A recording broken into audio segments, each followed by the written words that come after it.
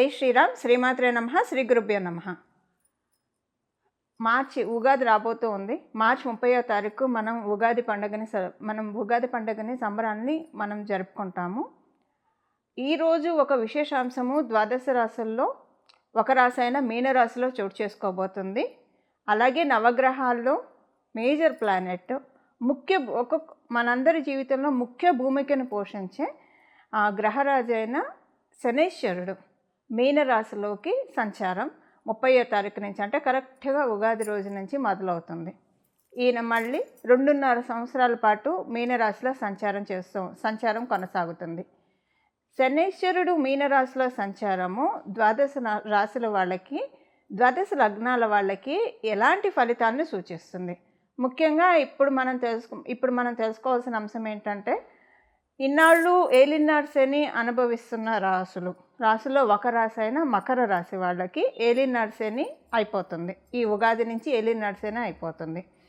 అలాగే అష్టమ శని అనుభవిస్తున్న కర్కాటక రాశి వాళ్ళకి అష్టమ శని అయిపోతుంది. అర్ధాష్టమ శనిని అనుభవిస్తున్న వృశ్చిక రాశి వాళ్ళకి అర్ధాష్టమ శని అయిపోతుంది. చూడండి, ఈసారి ఎంత విశేషాంశం వచ్చిందంటే, మామూలుగానే శనైశ్వరుడు ఒక్కొక్క రాశిలో మారినప్పుడు మనం చాలా ప్రత్యేకంగా చూస్తాము. అందున ఈసారి ఉగాది రోజునే చోటు చేసుకుంది. అంటే ఉగాది రోజు మకర రాశి వాళ్ళు ఏలినాడు శని నుంచి విముక్తి పొందుతున్నారు. కర్కాటక రాశి వాళ్ళు అష్టమ శని నుంచి విముక్తి పొందుతున్నారు. వృశ్చిక రాశి వాళ్ళు అర్ధాష్టమ శని నుంచి విముక్తి పొందుతున్నారు. ఇవే లగ్నాలైనా కూడా మీరు విముక్తి పొందుతున్నట్లే. రాశి మరియు లగ్నం ఈ 3 రాశుల్లో వస్తే కనుక మీరు కూడా విముక్తి పొందుతున్నట్లే. అయితే ఏలినాడు శని, అష్టమ శని, అర్ధాష్టమ శని డెఫినెట్గా ఏదో ఒక మంచి అయితే చేసే వెళ్తుంది. ఆయన ఎంత మనల్ని కొన్ని లైఫ్ లెసన్స్ ఇచ్చినా సరే మంచి చేసే వెళ్తాడు. ఖచ్చితంగా ఏదో ఒక మంచి కర్కాటక రాశి వాళ్ళకి ఇల్లు కొనుక్కోవడమో, పెళ్ళి కాకపోతే పెళ్ళి అవ్వడమో, ఇప్పుడు అంటే కర్కాటక మరియు వృశ్చిక రాశి వాళ్ళకి డెఫినెట్గా ఏదో ఒక ఈవెంట్ ఇంట్లో అయితే అవుతుందండి. అది ఇల్లు కొనుక్కోవడం కావచ్చు, లేకపోతే కనుక పిల్లలకి సంబంధించిన ఏమైనా శుభకార్యాలు కావచ్చు, పెళ్ళిళ్ళు కావచ్చు, ఉపనయనాలు కావచ్చు, ఏదైనా సరే ఒక శుభాంశం అయితే ఖచ్చితంగా ఆయన చేసే తీరుతాడు. ఇప్పుడు అది అయిపోయింది, ఆ పీరియడ్ ఈ రాశుల వాళ్ళకి అయిపోయింది. అలాగే కుంభరాశి వాళ్ళకి ఏలినాడు శని ఇంకా కొనసాగుతుంది, 3వ ఫేజ్లో ఉంటారు. మీనరాశి వాళ్ళకి 2వ ఫేజ్లో ఏలినాడు శని ఉంటుంది. మేషరాశి వాళ్ళకి ఈ సంవత్సరం ఉగాది నుంచి, అంటే కరెక్ట్గా మనకి ఈ ఉగాది నుంచి మేషరాశి వాళ్ళకి ఏలినాడు శని స్టార్ట్ అవుతుంది. అలాగే అష్టమ శని సింహరాశి వాళ్ళకి మొదలవుతుంది. ఇప్పుడు అర్ధాష్టమ శని ధనుర్రాశి వాళ్ళకి మొదలవుతుంది. ఇప్పుడు ఏలినాడు శనిలో ఈ ఉగాది నుంచి ఉండేవాళ్ళు ఎవరెవరంటే కుంభరాశి వాళ్ళు, మీనరాశి వాళ్ళు మరియు మేషరాశి వాళ్ళు. ఈ 3 రాశుల వాళ్ళకి ఏలినాడు శని జరుగుతుంది. అష్టమ శని సింహరాశి వాళ్ళకి జరుగుతుంది. అర్ధాష్టమ శని ధనుసు రాశిలో పుట్టిన వాళ్ళకి జరుగుతుంది. మీరు ఈ రాశుల్లో పుట్టినా లేదా ఈ లగ్నాల్లో పుట్టినా సరే ఏలినాడు శని, అష్టమ శని, అర్ధాష్టమ శని ఎఫెక్ట్ ఉంటుంది. అసలు శనైశ్వరుడు మీనరాశిలోకి రాక ద్వాదశ రాశుల వాళ్ళకి ఎలాంటి ఫలితాన్ని ఇస్తుంది, ద్వాదశ లగ్నాల వాళ్ళకి ఎలాంటి ఫలితాన్ని ఇస్తుందో ఇప్పుడు మనం చూద్దాం. ఇందులో మోస్ట్ బెనిఫిటెడ్ రాశి మనం మీనరాశిలోకి శనైశ్వరుడు అడుగు పెడుతున్నాడంటే 2.5 సంవత్సరాల పాటు ఇక్కడ ఉంటారు. 2.5 సంవత్సరాల పాటు మీనరాశిలో శనైశ్వరుడు సంచారము మోస్ట్ బెనిఫిటెడ్ రాశులు వచ్చేసేసి అందులో ఒకటి వృషభ రాశి. మీరు వృషభ లగ్నంలో పుట్టిన శనైశ్వరుడు ముందే మీకు పరిపూర్తి రాజయోగాన్ని ఇస్తాడు. అందులో ఆయన ఇప్పుడు లాభస్థానంలో సంచారం చేస్తున్నారు. అలాగే తులారాశి వాళ్ళకి షష్ఠ స్థానంలో సంచారం చేస్తూ ఉన్నారు. మీ వృషభ తులారాశుల వాళ్ళకి శనైశ్వరుడు రాజయోగాన్ని ఇస్తాడు.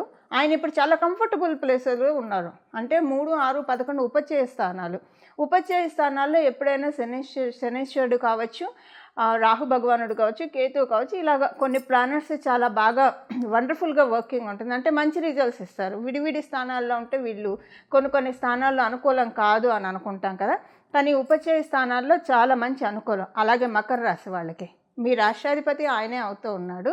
మీకు మీ రాశి నుంచి ఉపచయ స్థానంలో అంటే 3వ స్థానంలో ఆయన సంచారము. మనం ఓవరాల్గా చూస్తే వృషభ రాశి వాళ్ళకి, తులారాశి వాళ్ళకి, మకర రాశి వాళ్ళకి ఇది చాలా మంచి ఫేస్. మీనరాశిలో శనైశ్వరుడు ఉండడం అనేది చాలా మంచిది. అంటే మిమ్మల్ని పరిగెత్తిస్తాడు, ఫలితాలను కూడా ఇస్తాడు. ఇన్నాళ్ళు మీరు పరిగెత్తినా, ఎగిరి దంచినా, ఎగరకుండా దంచినా పెద్ద ఉపయోగం లేకుండా ఉన్నది అలా కాకుండా మీరు మీ వర్క్ చేయండి, నేను ఫలితాన్ని ఇస్తాను. ఎప్పుడు ఫలితాలు మనం ఏం చేయకుండా ఫలితాలను మటుకు శనీశ్వరుడు కూడా అలా కొన్నిసార్లు ఆయన ఇస్తాడు. మన జన్మజాతకంలో కొన్ని కాంబినేషన్స్ ఉంటాయి. మనకి స్మార్ట్ వర్క్తో మనీ వచ్చేది ఉంటుంది. బట్ ఇప్పుడు మీకు ఏంటంటే కొంచెం ఈజీగా పనులన్నీ అవుతూ ఉంటాయి అన్నమాట. ఇదివరకు చాలా కాలం లాగైనవి ఇప్పుడు తొందరగా అయిపోతాయి. ఇదొకటి ఈ 3 రాసుల వాళ్ళకి. మరి మిగతా రాసుల వాళ్ళ సంగతి ఏంటి అంటే మిగతా రాసుల వాళ్ళకి ఈ ఉగాది మొదలుకొని వచ్చే ఉగాది వరకు కర్కాటక రాశి వాళ్ళకి శనీశ్వరుడి సంచారము నవమ స్థానంలో జరుగుతుంది. ఇది చాలా మంచిది. అంటే మనం చంద్రస్థానం నుంచి చంద్రస్థానం చూసుకుంటే ఆ రోజు చంద్రుడు నవమ స్థానంలో ఉంటాడు. మనకి ఉగాది రోజు కరెక్ట్గా చంద్రుడు నవమ స్థానంలో ఉంటున్నాడు. సో నవమ స్థానంలో చంద్రుడు ఉండగా ఏలినాటి శని జరుగుతూ ఉందంటే చాలా మంచిది. అది అంటే మనకి ఒకటి 1 to 9 యాక్సిస్లో పడింది కాబట్టి ఈ సంవత్సరము మీకు చాలా బాగుంటుంది. శనీశ్వరుడు చెడు రిజల్ట్స్ అయితే ఇవ్వడు. అలాగే వృశ్చిక రాశి వాళ్ళకి కూడా పంచమ స్థానంలో జరుగుతుంది. చంద్రభగవానుడు పంచమ స్థానంలో ఉండడం వల్ల ఈ ఇయర్ మీకు కూడా బాగుంటుంది. అంటే ఈ ఇయర్ వరకు నేను చెప్తున్నా, మొత్తం ఏలినాటి శని మొత్తం చెప్పట్లేదు. ఇప్పుడు మకర రాశి వాళ్ళకి, తులారాశి వాళ్ళకి, వృషభ రాశి వాళ్ళకి మొత్తం ఏలినాటి శని అంతా సూపర్ వెళ్తుంది. మళ్ళీ మీ జన్మజాతకాన్ని అనుసరించి మీ జన్మజాతకం చాలా సపోర్టింగ్ ఉంటే ఇంకా అసలు చూసుకొని అక్కడ చాలా బాగుంటుంది.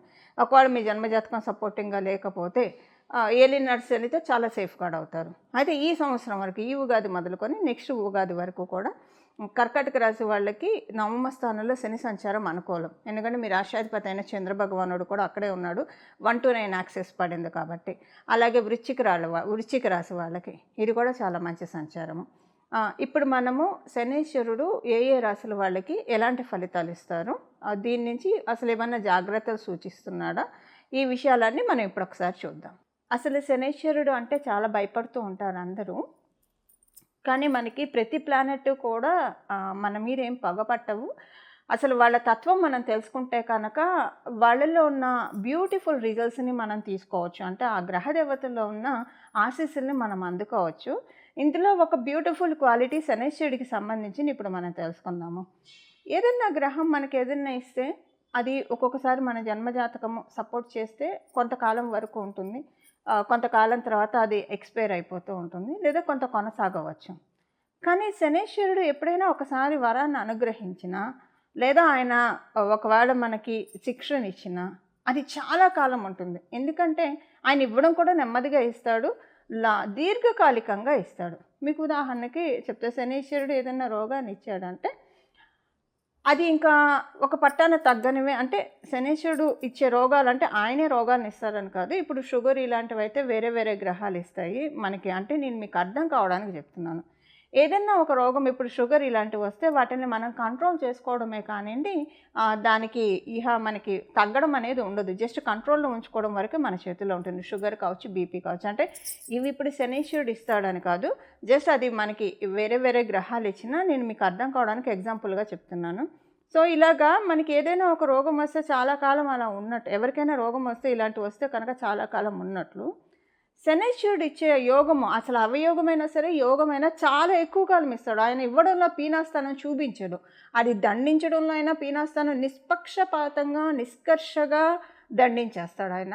అలాగే ఆయన వరాలు ఇవ్వాలనుకున్నా సరే చక్కగా ఇస్తాడు ఆయన. అంటే చాలా కాలం మన దగ్గర ఉండిపోతుంది. ఇప్పుడు శనీశ్వరుడు ఎవరికైనా చాట్లో బాగా ఉంటే డెఫినెట్గా వాళ్ళకి గవర్నమెంట్లో మంచి పొజిషన్, లేదా పాలిటిక్స్లో మంచి పొజిషన్ ఇలాంటివి ఆయన ఇస్తాడు. అది కూడా దీర్ఘకాలికంగా ఏదైనా వ్యవస్థలో ఎవరైనా కొనసాగుతూ ఉన్నారు అంటే కనుక ఖచ్చితంగా వాళ్ళ వెనక శనీశ్వరుడు బ్లెస్సింగ్స్ ఉంటేనే అలా కొనసాగుతారు. ఇలా శనీశ్వరుడు యొక్క బ్యూటీ కూడా మనం తెలుసుకోవాలి. కొంతమంది తరతరాలకి ఆస్తులు ఇస్తూ ఉంటారు. శనీశ్వరుడు బలం మరియు రాహుకేతువుల బలం ఉంటే కనుక వీళ్ళ తర్వాత తరం వాళ్ళు కూడా అనుభవించేంత ఇచ్చేంత అర్హుల్ని మనల్ని చేస్తారు. సో శనీశ్వరుడు యొక్క ఆశీస్సులను అందుకోవడానికి ఆయన గురురాశి అయిన మీనరాశి, అలాగే ఈ మీనరాశి మనం భగవంతుడి పాదం అని కూడా చెప్తాం. విష్ణుమూర్తి పాదము, అమ్మవారి పాదము, వెంకటేశ్వర స్వామి పాదము, రుద్రుని పాదము. ఈ మీనరాశి అంటేనే పాదాన్ని సూచిస్తుంది. ఎవరి పాదాన్ని? మన పాదాన్ని కాదు, పరమాత్మ యొక్క పాదాన్ని. ఇప్పుడు కనుక మనం చాలా గట్టిగా పరమాత్ముడి యొక్క పాదాన్ని పట్టుకుంటే ఎప్పుడు అసలు అంటే ఈ లౌకికమైన విషయాలు మనం ఎంతవరకు ఉండాలో అంతవరకే ఉంటూ ప్రాపంచిక విషయాల్లో మన పాత్ర ఎంతవరకు, మన కర్తవ్యం ఎంతవరకు అంతవరకే ఉంటూ, ఇక మిగతా సమయాల్లో అనవసరమైన చిట్‌చాట్లు వీటిలకి వెళ్ళకుండా, మన జీవితాన్ని కనుక మనము మన పనులు మనం చేసుకుంటూ, భగవంతుడి ఆరాధనలో మనం మనసుని నిష్కల్మషంగా నిలిపితే కనుక చూడండి, ఈ 2.5 ఇయర్స్‌లో శనైశ్వరుడు డెఫినెట్‌గా జాడించి మంచి రిజల్ట్స్ ఇస్తాడు. ఖచ్చితంగా ఇచ్చే తీరుతాడు. కర్మకారకుడు. ఇప్పుడు మనం చేసే కర్మలన్నీ కూడా మనల్ని బ్యాలెన్స్ చేసే టైం. అంటే వ్యయ స్థానం 12వ స్థానం. ఈ వ్యయ స్థానంలో వ్యయం అంటే ఏదైనా మన పాపకర్మలు వ్యయం అయిపోవడమే. పుణ్యకర్మలు కూడా వ్యయం అవుతాయండి. మనం అనుభవిస్తూ ఉంటే మనం ఆనందపడుతున్నామంటే అక్కడ పుణ్యకర్మ ఖర్చు అయిపోతున్నట్టు. మళ్ళీ మనం దాన్ని కొన్ని తెచ్చుకోవడానికి మళ్ళీ మనం సాధన చేయాలి. అలాగే కొన్నిసార్లు మనం తెలిసి తెలియక చేసే తప్పుల వల్ల కూడా పుణ్యకర్మ వ్యయం అయిపోతుంది. సో ఆల్ ద టైం మనల్ని మనం ఒక చెక్ పెట్టుకోవాలి. ఇదొకటి. సెకండ్ థింగ్ ఏంటంటే పాపకర్మలు వ్యయం చేసేసే టైం అనమాట ఇది. మీరు చాలా ఇబ్బందుల్లో ఉన్నారంటే ఇప్పుడు కనుక భగవంతుడి పాదాన్ని గట్టిగా పట్టుకుంటే కనుక మీకు చాలా కొండంత భారాన్ని ఆయన తీసేస్తాడు. ఇమ్మీడియట్గా రిజల్ట్స్ రాకపోయినా ముందు అసలు ట్రాఫిక్ క్లియర్ అయితేనే కదా మనం చేరుకోవాల్సిన డెస్టినేషన్ చేరుకునేది. అలా ట్రాఫిక్ని క్లియర్ చేస్తాడు. పాపరాశి అంతా కూడా చాలా వరకు కరిగించేస్తాడు. అలానే మంచి రిజల్ట్స్ కూడా ఇస్తాడు. వ్యయ స్థానాల్లో శనైశ్వరుడు కర్మకారకుడు కాబట్టి కర్మలన్నీ లెక్కించే దాత కాబట్టి ఇక్కడ మన ఈ 2.5 సంవత్సరాలు మనం ఎంత చక్కటి సత్కర్మలు చేస్తే అంతటి చక్కటి సత్ఫలితాలను ఆయన ఇస్తాడు. ఇది మనకి ప్లస్ అవుతుంది, ఆడెడ్ అడ్వాంటేజ్ అవుతుంది. సత్కర్మలను భగవంతుడిని ఆశ్రయించడము, ఎక్కువగా ప్రాపంచిక విషయాల్లో ఉండకుండా, అంటే ఎంతవరకు మన వృత్తి ఎంతవరకు అంతవరకే, ఏదైనా ఎంతవరకు అంతవరకు, ఒక కర్తవ్య నిర్వహణ వరకే మన బాధ్యతగా, ఇంకా అంతకు మించి మనం లౌకికంగా వెళ్లకుండా ఆధ్యాత్మికంగా భగవంతుడి పాదాలను పట్టుకుంటే కనుక ఖచ్చితంగా శనైశ్వరుడి యొక్క మీనరాశి ప్రభావము అందరికీ ఖచ్చితంగా మంచి ఫలితాలను ఇచ్చి తీరుతుంది. 12 రాశుల వాళ్ళకి, 12 లగ్నాల వాళ్ళకి, అలాగే 27 నక్షత్రాల వాళ్ళకి కూడా. సింహరాశి. సింహరాశిలో పుట్టిన వాళ్ళకి మీకు అష్టమ శని మొదలైంది ఇప్పుడే. సో అష్టమ శని మొదలైంది. అష్టమ శని అష్ట కష్టాల పాలు చేస్తుందేమో అన్న బాధ బెంగ పెట్టుకోకండి. ఎప్పుడైనా సరే అష్టమ శని, అర్ధాష్టమ శని, ఏలినాటి శని మనకి ఎందుకు వస్తాయంటే ఎవరికైనా సరే మన లైఫ్లో కొన్ని లెసన్స్ని ఇవ్వడానికి, అలాగే మన కర్మల్ని కొన్ని ప్రక్షాళన చేయడానికి, అలాగే కొన్ని మంచి ఫలితాలను ఇవ్వడానికి. ఇప్పుడు ఇక్కడ ఒక విషయం చెప్పాలి. శనైశ్వరుడు మనం సత్కర్మలు చేస్తే ఏలినాటి శని, అష్టమ శని, అర్ధాష్టమ శనిలో మనకి చక్కటి శుభ ఫలితాలను ఇస్తాడు. ఒకవేళ మనకి తెలియకుండా ఏమైనా దుష్కర్మాలు చేస్తుంటే దానికి తగ్గ ఫలితాలను తీసుకుంటాం. అంతే సింపుల్. అందుకే కొంతమందికి అష్టమ శని, అర్ధాష్టమ శని, ఏలినాటి శని చాలా బాగుంటుంది. కొంతమంది ఇబ్బందులు పడతారు. అది పూర్వజన్మ దుష్కృతం కావచ్చు, ఈ జన్మలో తెలియక తెలిసి చేసేవి కావచ్చు, వాటిల వల్లే ఉంటుంది. అయితే ఇప్పుడు ఏంటంటే ఆయన ఏం చేసినా మంచి అయితే చేసి వెళ్తాడు, ఖచ్చితంగా మంచి చేసి వెళ్తాడు. అయితే ఇక్కడ మీకు కొంతమందికి కొన్ని బ్లెస్సింగ్స్ని అందిస్తూ ఉన్నాడు, కొన్ని విషయాల్లో బ్లెస్సింగ్స్ని అందిస్తూ ఉన్నాడు సింహరాశిలో పుట్టిన వాళ్ళకి, అలాగే సింహ లగ్నంలో పుట్టిన వాళ్ళకి. అవేంటో ఇప్పుడు మనం చూద్దాం. ఫస్ట్ బ్లెస్సింగ్ ఏంటంటే వృత్తిపరంగా డెఫినెట్గా మంచి అనుకూలతల్ని మీరు చూస్తారు సింహరాశిలో పుట్టిన వాళ్ళు, సింహ లగ్నాల్లో పుట్టిన వాళ్ళు. అయితే ప్రాబ్లం ఎక్కడ ఉంటుందంటే మీ సింహరాశి, సింహ లగ్నాల్లో పుట్టిన వాళ్ళకి ఇంట్లోని వాళ్ళతోటి, బంధువర్గం వాళ్ళతోటి, అలాగే మీ ఫ్రెండ్స్ తోటి చాలా ఇబ్బందులు వస్తాయి. కెరియర్ పరంగా బాగుంటుంది. ఈ ఫ్యాక్టర్స్లో కొంచెం ఇబ్బందులు వస్తాయి. మీరు మంచికి పోతే చెడు ఎదురవుతుందా అన్నట్లు కొన్ని సిచ్యువేషన్స్ చూస్తారు. అయితే మీ జన్మజాతకంలో గురుబలం ఉన్నా, లేదా మీ జన్మజాతకంలో శనైశ్వరుడు కనుక సింహరాశిలో ఉంటే, అసలు ఇక్కడ ఒక పాయింట్ చెప్పాలి. శనైశ్వరుడు కనుక సింహరాశిలో ఉంటే మీకు అసలు ఈ అష్టమ శని సూపర్బ్. అసలు మీకు అసలు ఇవేవి మీకు ఎలిమినేట్ చేసేసండి. చెడ్డ పాయింట్లు ఏవి మీకు వర్తించవు. చాలా మంచి శుభ ఫలితాలు వస్తాయి. ఒకవేళ శనైశ్వరుడు సింహరాశిలో లేకపోయినా మకర రాశిలో ఉన్నా, లేదా కుంభరాశిలో ఉన్నా, వృషభ తులారాశిలో ఉన్నా అష్టమ శని డెఫినెట్గా మీకు మంచి ఫలితాలనే ఇస్తుంది. ఎలాంటి ఇబ్బందుల్ని పెట్టదు, ఎక్కువగా పెట్టదు. బట్ శనైశ్వరుడే మీ రాశిలో ఉంటే చాలా మంచి కాంబో. అంటే మీరు పుట్టడమే ఏలినాటి శనిలో పుట్టారని అర్థము. మీరు సింహరాశి వాళ్ళై మీ రాశిలో కనుక శనైశ్వరుడు ఉంటే మీరు పుట్టడమే ఏలినాటి శనిలో పుట్టారు. మీరు ఏలినాటి శనిలో పుట్టినప్పుడు అంటే మీరు పుట్టిన సంవత్సరము సింహరాశి వాళ్ళకి, కర్కాటక రాశి వాళ్ళకి, కన్యా రాశి వాళ్ళకి ఏలినాటి శని జరుగుతూ ఉందని. కర్కాటక రాశి వాళ్ళకి, సింహరాశి వాళ్ళకి, కన్యా రాశి వాళ్ళకి మీరు పుట్టిన సమయంలో ఏలినాటి శని జరుగుతూ ఉందని చెప్పి అర్థం. సో అంటే మీరు పుట్టినప్పుడు ఏలినాటి శని జరుగుతూ ఉంది కాబట్టి, జరిగే సమయంలో మీరు పుట్టారు కాబట్టి డెఫినెట్గా అష్టమ శని మీకు ఎప్పుడైనా సరే ఏలినాటి శని, అష్టమ శని, అర్ధాష్టమ శని డెఫినెట్గా మీరు ఒక మంచి ఫలితాన్ని చూడటానికే మీకు ఈ ట్రాన్సిట్ వస్తుంది. చాలా మంచి రిజల్ట్స్ చూస్తారు.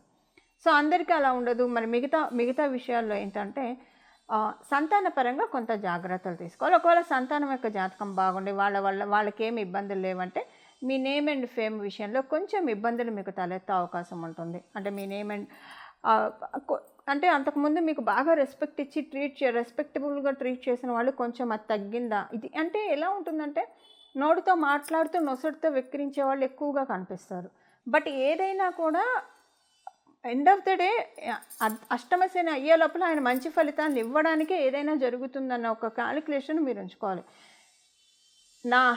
నా అహంకర్త హరిహి కర్త అని అంటారు.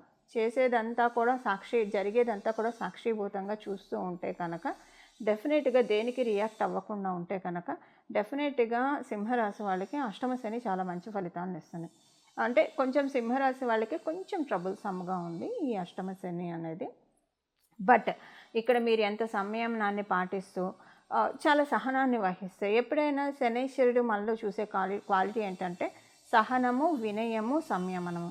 ఈ 3 ఎవరైతే పాటిస్తూ ఉంటారో అసలు మీరు జనరల్గా సింహరాశిలో పుట్టి ఈ 3 మీరు ఉంటే కనుక అసలు మీరు అష్టమ శని అసలు మీ జన్మజాతకంలో ఎలాంటి ప్లానెట్స్ ఎక్కడెక్కడ ఉన్నా సరే అసలు మీరు అష్టమ శని మీకు మంచి ఫలితాలనే ఇస్తుంది. అసలు మీరు వర్రీనే అవ్వక్కర్లేదు. డెఫినెట్గా మంచి ఫలితాన్ని తెచ్చి పెడుతుంది. ఎందుకంటే సహనం కల వాళ్ళకి చుట్టూ ఎత్తి పొడిచే వాళ్ళు ఎక్కువ మంది ఉంటారు. సో మీకేంటంటే మీరు ఆల్రెడీ మీరు ఇవన్నీ చూసేశారు కాబట్టి ఇప్పటికి దానికి తగ్గ రిజల్ట్స్ని మీకు శనైశ్వరుడు ఇస్తాడు. ఇది కొంత మీకేంటంటే ఆరోగ్య విషయంలో జాగ్రత్తలు చూసుకోవాలి. ఆరోగ్య విషయంలో అంటే పాదాలకు సంబంధించిన ఇబ్బందులు రాకపోవడం, ఎక్కువసేపు నిలబడలేకపోవడము, పాదాలకి అంటే మడమల యొక్క నొప్పి రావడం, పాదాల యొక్క మడమల యొక్క నొప్పి రావడము, ఇలాంటివి కాళ్ళు కొంచెం బెనికితే అది కొంచెము పాత నొప్పి కింద పడడం, ఇలాంటివి ఏవైనా రావడానికి ఆస్కారం ఉంది. అందువల్ల ఈ విషయంలో కొంచెం జాగ్రత్తగా ఉండాలి. అసలు సింహరాశి వాళ్ళకి మనం ఇప్పుడు చేసుకోబోయే పరిహారం ద్వారా ఇదంతా కూడా మీ జన్మజాతకం బాగా ఉంటే అప్పుడు ఇది ఒకవేళ మీకు శనైశ్వరుడు బలం ఉన్నా లేకపోయినా పెద్దగా అప్లికేబిలిటీ అంటే ఎక్కువ చూడరు, 30% చూస్తారు. మీ జన్మజాతకం అనుకూలంగా లేకపోతే అప్పుడు మనం పరిహారం చేసుకుంటే కనుక ఇప్పుడు మనం తెలుసుకోబోయే పరిహారం చేసుకుంటే ఎక్కువగా ఏమీ చూడరు. బట్ ఏంటంటే కొంచెము ఎప్పుడైనా అష్టమ శని, అర్ధాష్టమ శని, ఏలినాటి శని ఏంటంటే మనకి మానసికంగా కొంత బాగా ఇబ్బందులు కలిగిస్తూ ఉంటాయి. వాటి నుంచి రావడానికి మన మనసులో ఎప్పుడు భగవంతుడినే మనం పెట్టుకున్నాం అనుకోండి, లౌకిక విషయాలు కాకుండా 24/7 భగవంతుడినే మన మస్తిష్కంలో ఉంచుకునే వాళ్ళ అయితే కనుక మీరు ఏ గ్రహదేవతలకి భయపడక్కర్లేదు. అన్ని గ్రహదేవతలు మంచి ఫలితాలనే ఇస్తుంది. కానీ సర్వకాల సర్వావస్థల్లో మన పనులు మనం చేసుకుంటూ భగవంతుడి యొక్క ఎరికతోటి మనం పనులు చేసుకునే వాళ్ళమైతే కనుక ఎప్పుడైనా నిస్సందేహంగా ఏ గ్రహదేవతలు మంచి ఫలితాలను ఇస్తాయి. అందులో ఆ కోవలోకి చెందిన వాళ్ళు మీరైతే కనుక డెఫినెట్గా అష్టమ శని మీకు చాలా మంచి ఫలితాలను ఇస్తుంది. మీ జన్మజాతకం ఇక్కడ చూడక్కర్లేదు, ఇంకేమీ చూడక్కర్లేదు, నిస్సందేహంగా మంచి ఫలితాన్ని ఇస్తుంది. అసలు ఏదైనా మనం ఓవరాల్గా జనరల్గా చూడాలంటే అష్టమ శని అయ్యే లోపల మీకు ఏదో ఒక మంచి జరుగుతుంది. ఏ విషయంలో మంచి జరుగుతుందో కూడా మనం ఇప్పుడు చూద్దాం. మీకు వృత్తిలో చాలా మంచి గ్రోత్ ఉంటుంది. డెఫినెట్గా ఈ అష్టమ శని అయ్యే లోపల సింహరాశి వాళ్ళకి వృత్తిపరంగా చాలా మంచి మార్పులు చూసే తీరుతారు. మీరు ఉద్యోగస్తులైనా వ్యాపారస్తులైనా. ఉద్యోగస్తుల్ని ఆయన తృతీయ దృష్టితో చూస్తున్నారు. వ్యాపారస్తులు అంటే మీకు సప్తమాధిపతి ఆయనే అయ్యాడు కాబట్టి వీటిలో మీకు మంచి మార్పు రావడం కోసమే ఏదైనా మీకు కొంచెం ఇబ్బందులు వచ్చినా కూడా దాని గురించి మాత్రమే వస్తుంది. అంతకుమించి ఇంకేం ఇబ్బందులు ఉండవు. ఇది సింహరాశిలో పుట్టిన వాళ్ళకి అష్టమ శని ఇచ్చే ఫలితాలు చూశారు కదండి. ఈ శనైశ్వరుడి సంచారము ద్వాదశ రాశుల వాళ్ళకి అలాగే ద్వాదశ లగ్నాల వాళ్ళకి ఎలాంటి ఫలితాన్ని ఇస్తుందో ఇప్పుడు చేసుకోవాల్సిన పరిహారం చూద్దాము. శనైశ్వరుడు మీనరాశిలో ఉండగా చేసుకోవాల్సిన పరిహారం ద్వాదశ రాశుల వాళ్ళకి వీరభద్రస్వామి వారి ఆరాధన. వీరభద్రస్వామి వారి దండకం చదువుకోవడం కావచ్చు, వీరభద్రస్వామి వారి అష్టోత్తరం చదువుకోవడం కావచ్చు, లేదా నేను ఒక నామాన్ని చెప్తాను. ఈ నామాన్ని బాగా స్మరించడం వల్ల కాలభైరవ స్వామి వారిని కానివ్వండి, వీరభద్ర స్వామి వారి ఆరాధన కానివ్వండి, చాలా చక్కటి సత్ఫలితాలను వస్తున్నాయి. మీన రాశి అంటేనే మనకి సహజ కాలపురుషుడు కుండలిలోంచి 12వ స్థానం, వ్యయ స్థానం. మన రాత్రిపూట మన నిద్ర సౌఖ్యం ఎలా ఉంటుందని సూచించే రాశి మనకి కాలపురుషుడు కుండలిలో నుంచి మీనరాశి. అలాగే ఎవరి రాశుల ప్రకారం వాళ్ళకి 12వ స్థానం సూచిస్తుంది. బట్ ఇది అందరికీ అప్లికేబుల్ అయ్యే రాశి కాబట్టి మీరు చూడండి, కాశీకి క్షేత్రపాలకులు వారాహి అమ్మవారు, అలాగే కాలభైరవ స్వామి వారు కూడా కాశీ క్షేత్రాన్ని పరిరక్షిస్తూ ఉంటారు. మీరు శ్రీశైలం వెళ్తే శ్రీశైలంలో అక్కడ వీరభద్ర స్వామి ఆలయం ఒకటి ఉంటుంది. అంటే మొత్తం ఓపెన్గా ఉంటుంది, అంటే ఓపెన్ కార్ లాగా ఓపెన్గా ఉంటుంది. చుట్టూ 4 గోడలు ఉంటే అక్కడ ఉంటాడు. అంటే కొన్ని క్షేత్రాల్లో క్షేత్రపాలకులు ఉంటారు. ఎందుకు ఉంటారు? రాత్రిపూట ప్రత్యేకించి ఉగ్రదేవి దేవతలు రాత్రిపూట ఆ క్షేత్రాన్ని కాపాడుతూ ఉంటారు, సంచారం చేస్తూ కాపాడుతూ ఉంటారు. శనీశ్వరుడు మీనరాశిలోకి వెళ్ళడం అంటే, మీనరాశి అంటేనే మనకి సహజ కాలపురుషుడు కుండలిలో నుంచి రాత్రిని సూచిస్తుంది, నిద్రాస్థానాన్ని కూడా సూచిస్తుంది. కాబట్టి అంటే ఇంకా చాలా ఉంటాయి, వన్ ఆఫ్ ద ఇది అది. సో ఈ సమయంలో కనుక మనము వీరభద్ర స్వామి వారిని కానీ లేదా కాలభైరవ స్వామి వారి ఆరాధన కానీ చేయడము, అలాగే కుక్కలకి వీలైతే ఆహారం పెడుతూ ఉండడము, ఇవి చేయడం వల్ల చాలా చక్కటి ఫలితాలు వస్తాయి. ఏలినాటి శని కావచ్చు, అష్టమ శని కావచ్చు, అర్ధాష్టమ శని కావచ్చు. శనీశ్వరుడు ఎవరిలో అయినా చూసేది ప్యూరిటీని మాత్రమే. మనం కనుక మన ప్యూరిటీని మనం మెయింటైన్ చేస్తూ ఉంటే ఏ గ్రహదేవతలు మనల్ని బాధించలేవు. అంటే ప్యూరిటీ అంటే ఎప్పుడూ కూడా నిష్కల్మషమైన మనసుతోటి, మంచి ఆలోచనలతోటి, సానుకూల దృక్పథంతో, సచ్చింతనతోటి మనల్ని మనం పెట్టుకుంటూ ఉంటే కనుక అప్పుడు గ్రహదేవతలన్నీ కూడా వాటి బ్లెస్సింగ్స్ని మనకి ఇవ్వడం ప్రారంభిస్తాయి.